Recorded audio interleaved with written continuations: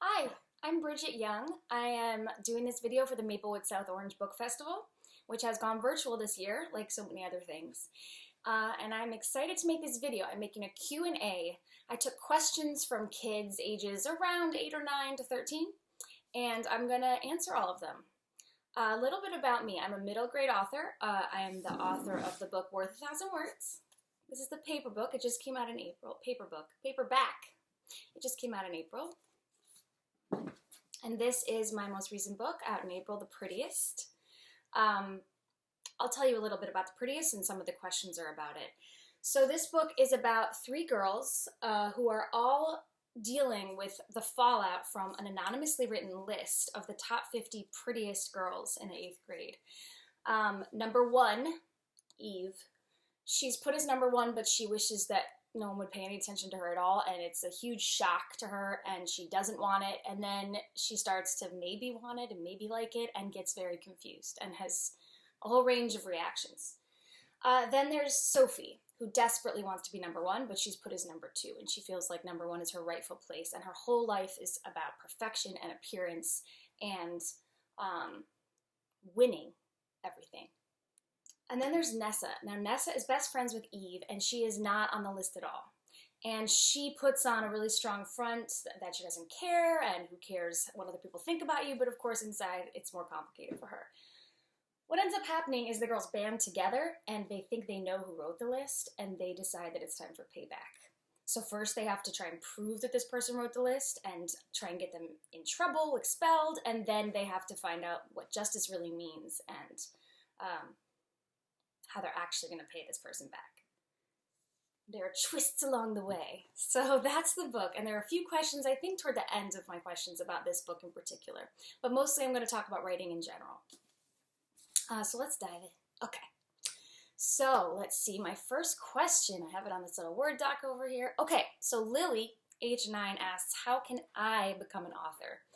That's a really great question, Lily. Okay, the answer has 2 parts. Number 1 is write.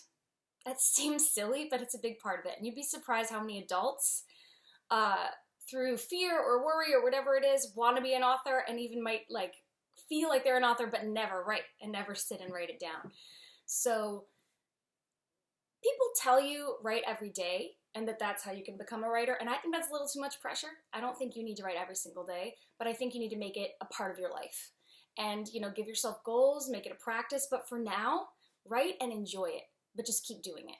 Practice. It's like anything else. We think sometimes, you think of the violin, like you can't just suddenly play Mozart on the violin. You have to practice and practice and practice. And that's the same with writing. You're going to write stories that maybe you'll give up halfway through and you'll throw them away. And then you'll write one that you really like. And then maybe you'll write one that eventually you get published. And then you'll write your book. And you know what, maybe you'll write a book and that one doesn't get published, or that one doesn't work out, or you get stuck in the middle and you give up. And then eventually you'll write the one that hits people and that works. And that's how it happens. That's how it happens for everybody. The other thing is that you need to just persevere. I remember hearing this story. There's this actor, his name is Patrick Wilson, and I remember that he said that he asked Tom Hanks, who's this big movie star, what's the key to being a movie star? And Tom Hanks said perseverance. And I think that word means that you don't give up if you have it in your heart that you want to do it. And I know we hear that a lot, but it's really true, and there's a lot of wisdom in it. So that's how you become an author. Now, how I became an author is that I was first not an author, and I didn't write every day. I wanted to be an actress, and I moved from Michigan to New York City, and I went to acting school. And at least for me, I really loved stories, I think, and I really wanted to be part of them, and that was my entryway into that and into the arts. And then I, for a lot of reasons, decided I didn't want to be an actress anymore, and went back to college, which I'd never been to college, and I started to just dive into books, which I'd always loved, and I started to write, and then I wrote something I really liked, and I thought, oh, maybe someone would publish this. Why not? And I sent it out into the world, and it got accepted into a journal, and that was kind of that little piece of validation that I needed that made me think, oh, maybe I'm a writer. And then later on, because of another question, I'm going to talk about why specifically I write children's books. But took me years and years and years to get a book published, and it wasn't what I planned. So a lot of wonderful things can happen that you don't plan for in life. Okay, what else? What's the next question? Thank you, Lily. The next question is from Luna. Okay, what's the best writing advice anyone ever gave you? From Luna, age 13. Okay, this one I definitely know. Best writing advice I ever got was, let it be horrible. Which means don't, especially with all art really, don't worry at the beginning especially about whether it's good. Don't worry if it's exactly what you pictured. Don't worry if you're going to get the sentence right. Don't worry if you're going to, mess up your grammar. Don't worry about anything. Let it be bad. Just sit there and write the worst version of the story in your head that you possibly could. Because what that does is it frees you up, and it takes out that critic in your head that most of us have. And I'd like to meet the person who doesn't have that critic and, get some of the water they're drinking. And it takes that critic away and it lets you just write, which is what you need to do. And I struggle with this all the time. So like I will sit down and I'll have a bad work day right here at this desk, and I will start to write, and I'll be like, oh, this is not what I wanted. It's not coming to me today. This isn't.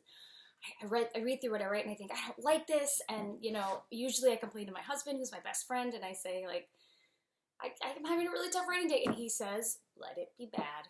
Just write me the worst version of this scene that you possibly can. And that works. It frees me up. Let's see. Okay, Eva, age 13, asks, what are some tips for making the person who's reading what you write want to keep reading? Okay, so that's a brilliant question and really important for a writer to think about. The tips that I would give are, first of all, I wouldn't worry about that in the beginning. Like I said before, you just need to get it out and get the story out. So to me, like, can I keep the reader engaged? It's a question of, in the beginning, what you can do is work on that in your outline, but then later it's about revision. And the question is like, what is the conflict? How easy are things for my character? And how can I amp up the conflict? How can I make it harder? So I feel like when you get to a section in your story as well where you feel like maybe nothing's happening and you're losing the reader, okay, well, what can I throw in this character's way that's going to make it harder? I also think a big part of writing is, people often say like you need to write for yourself, and that's true, but when you're really working on it as a craft, you have to step back and say like, okay, well, who is my reader? Who am I speaking to? And try the trick of seeing it from their point of view. So do an edit and a read through where you're stepping outside of yourself as much as possible. Also, so much of this is about revision. When someone is reading it for you, I like to do one read with a friend or someone I work with who reads through it, and I say, I don't want to hear, like, don't tell me anything else except just like circle, point out all the spots where your mind drifted. And that gives you a big clue of how to fix it. And then once you have that and you think, oh, okay, people were bored here, what do I do? Again, it's not amping up the conflict, going back to like, okay, what does the character want?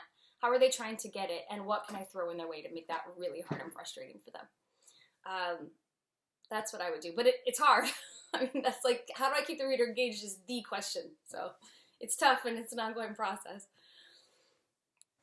Okay, Soledad, age 9, says, I'm a bad speller, so I don't like to write.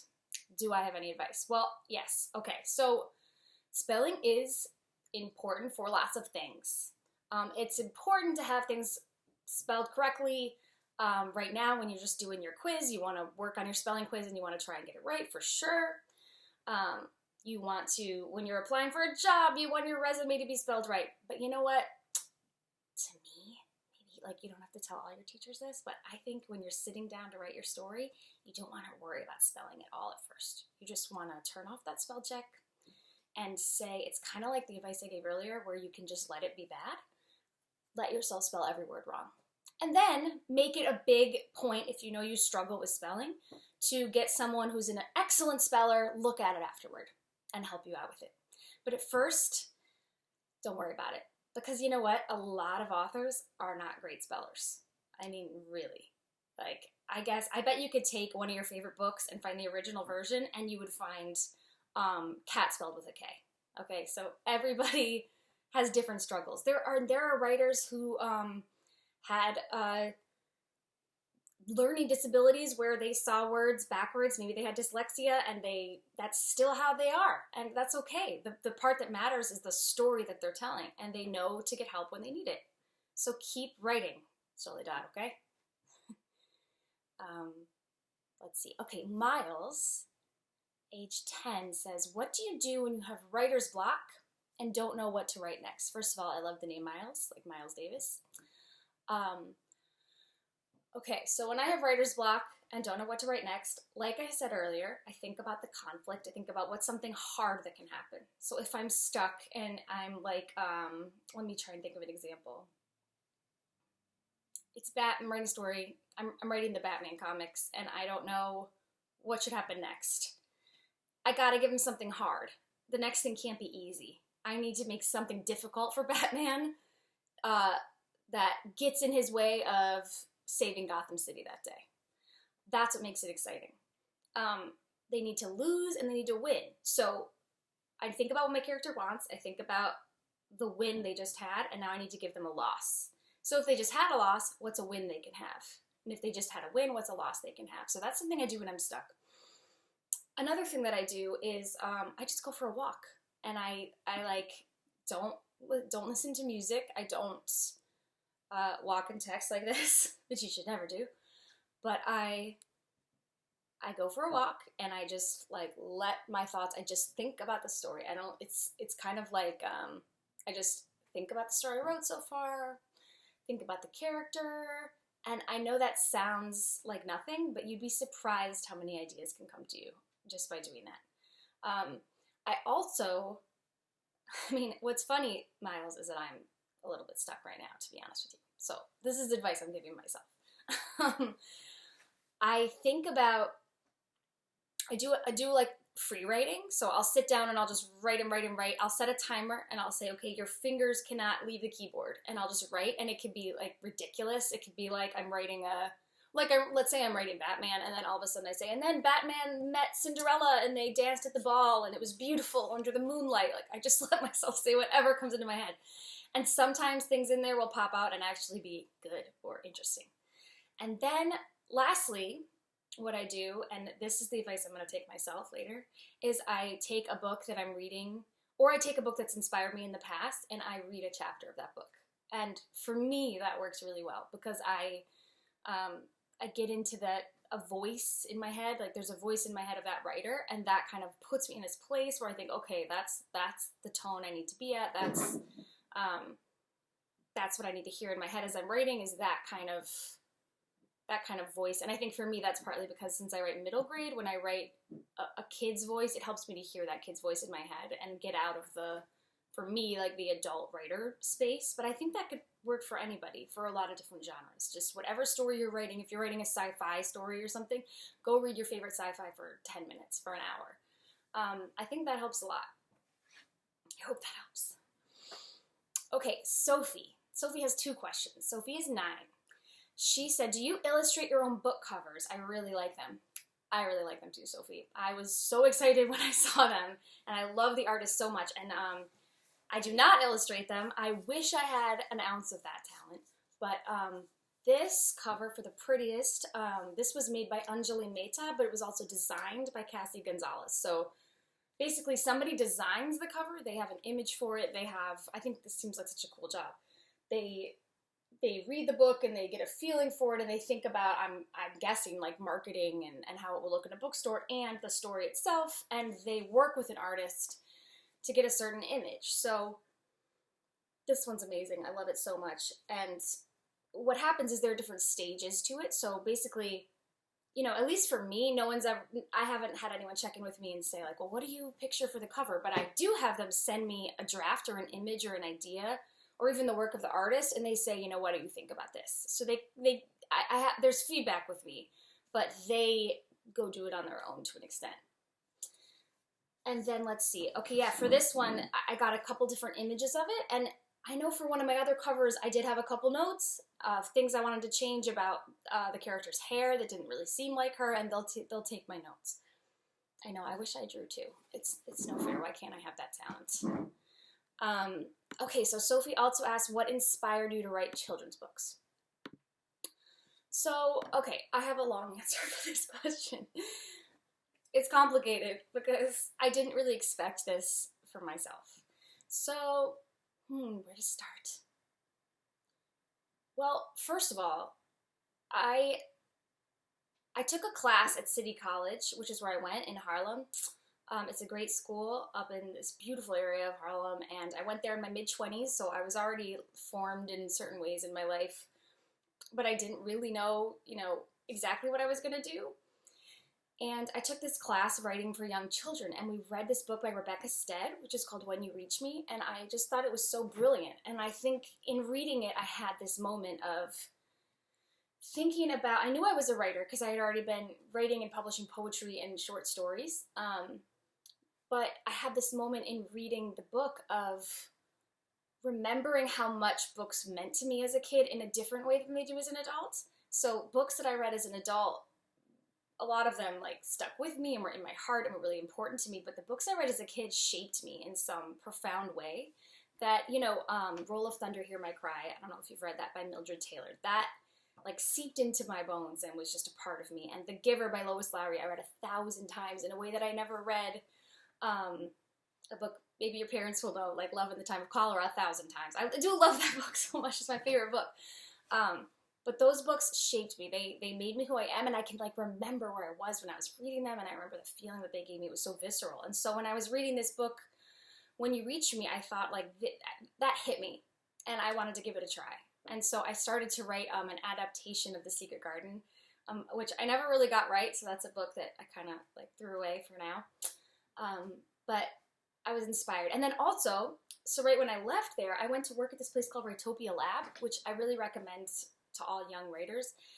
It's a place where professional writers go and they teach kids writing not kind of from the school perspective, but from a totally creative perspective. And they do a writer's workshop as if you're in grad school doing creative writing. It's awesome. And I went and I taught there, and just working with kids, it really, it reminded me, again, it's kind of like about reminding me about something from the past. It reminded me how vivid and intense that being a kid is, like that you're feeling and experiencing all these things for the first time. And there's something so beautiful and interesting and alive about that to me. And so that made me want to write about it. And then once I started writing kids' books, I read a million ones that were coming out. And I thought that the stories and the writing being done for kids was just incredible. So I wrote a couple books. I wrote a book that will never see the light of day, and a lot of people rejected it, but I gave it a try. And then the second one I wrote, which was inspired very much by like the kids around me from teaching at Writopia and from my own experiences in life, was this one about this girl Tilly. I really wanted to get into her mind. So, I find kids fascinating for sure. I also just, the memories of my own childhood are so alive for me, and I wanted to write about it. Let's see, what's the next question? Okay, so a couple of these are about, the next two questions are about the book The Prettiest. So, Liz Nira, age 11, asks, what inspired you to write The Prettiest? All right, so The Prettiest was inspired by two separate things. So one, when I was in high school, there was, I grew up in a college town in Michigan, and there was a high school in town where there was a list written. It was actually like, it was horrible. It was from like number 1 most beautiful and it went through every girl in the school. It was awful. And I believe the kids who wrote it got in a lot of trouble, as they should. I hope someone helped them understand why that was so cruel. I don't really know how a lot of that ended up, but that always stuck with me, and I wanted to write about it in some way. And also, that was like this inspiration in the back of my head, like, oh, I want to write about a list. And actually, when I first thought about this book, I thought about it as a YA book for older kids. And then the other thing is that when I was in middle school, I had a lot of experiences with sexual harassment, and some of them did take the form of lists. There were lists like, best face if you look top 10, or like just a list of girls in the 7th grade class, in the social studies class, like rating them on different things about them. And at the time, I usually laughed it off and tried to like act like it didn't matter. But it really affected me because that was the time in my life where I was trying to navigate appearance and what that all means, and so it was really hurtful. So those things inspired me. I wanted to write a story about sexual harassment, and I wanted it to be alive from, I keep saying the word alive, it must be in my mind. I gotta put that word in whatever book I'm writing right now. It was very vivid for me, and I wanted to write about it and make other girls who I know for a fact are experiencing it all over the country and the world feel a little less alone, because a lot of us have gone through it. And just to add one last thing about that, I also wanted to understand it, so sometimes when you're writing something, you're writing about it for yourself to understand it. I wanted to understand my own experience of it, and I wanted to understand the perpetrator's perspective and what that was all about. And why someone would be cruel, and also why they would not get why that's cruel, which I think is a big part of it. Okay, so 2 more questions. Riley, age 13, says, are you Eve, Nessa, or Sophie? Okay, so that's a great question. So I am all of them. I'm all the characters that I write, but I really am all of them, because I'm definitely Nessa in the fact that when I was in middle school, I was like, I don't care, I don't care who cares what you say about me, and I'm fine, and I'm confident. And I remember at that age, people told me, I remember kind of a compliment that I used to get was like, you're always yourself, and I really admire that. And that wasn't true. I was like kind of pretending to just be myself and not care, and I cared a lot. I'm definitely Sophie because of that, because I did care, and because also I kind of would, especially as I got older, try and like game the system a little bit of looks and the importance of that, and I was trying to kind of win at that system. And then also I was Eve because I lived in my own like fantasy world and daydream dreamland, and I didn't want to be a part of all of it. I wanted to step back and not have to deal with the kind of prying eyes that are on you as you start to change and grow up as a girl. And I just wanted to run away from that. Okay, on this note, the last question is, your book is about bullying. So what do you recommend saying to a bully? That's from Natalia, who's 11. I mean, that's so tough. And if anyone out there is getting bullied, I'm with you. I think one thing I would say, if it's just, especially just one instance of it, is I would say something like, why are you being mean to me? Why do you think it's okay to be cruel like that? And kind of like, instead of defending or ignoring, just kind of turn it onto them. Like, why are you doing that? Why would you be so mean? That can kind of stop someone in their tracks. But of course, often things are a lot more serious than that, and it's a lot harder than that, and sometimes it's persistent and ongoing. And so in that way, I wouldn't want to give advice that's not helpful. So I think it's about finding advice from people in your life. So like, who are your friends that you trust? Who are the adults in your life that you trust? And engaging with them and telling them what's going on, and trying with them to come up with a plan. Because I know that sometimes you're going to school every day and you're seeing those people who are bringing you down and tearing you down, and it feels like there's no way to get out of it. There are people that can help you. Just remember that you're not alone. And also that probably a lot of people around you are experiencing similar things, even if it seems like they're not. That there's more camaraderie, there's more of a group around you than you think, which is a lot of what the book I wrote is about. But I know it's incredibly hard. And also just, something that I would remember inside yourself is like, I know people say ignore it, and they say what other people say doesn't matter. I would just try and remember like the things you like about yourself and hold on to that and know that that's true. Know that you're loved. And my mom used to say, put plexiglass between you and the world when people were bothering me. Plexiglass. And I still think about that to this day. I think like, okay, there's the plexiglass. They can't touch me. They can't hurt me. So you try all of that stuff. They're just words. It's not always going to help. But those are little things that I would do. So that is my talk. Thank you so much for those questions. They were so thoughtful and interesting, and I hope I answered them. And I really appreciate Thank you to Maplewood and South Orange Book Festival. I recently moved to New Jersey, so I am, this is my homeland now. All right, thanks everybody. Take care and good luck and be safe and wear your mask. Bye.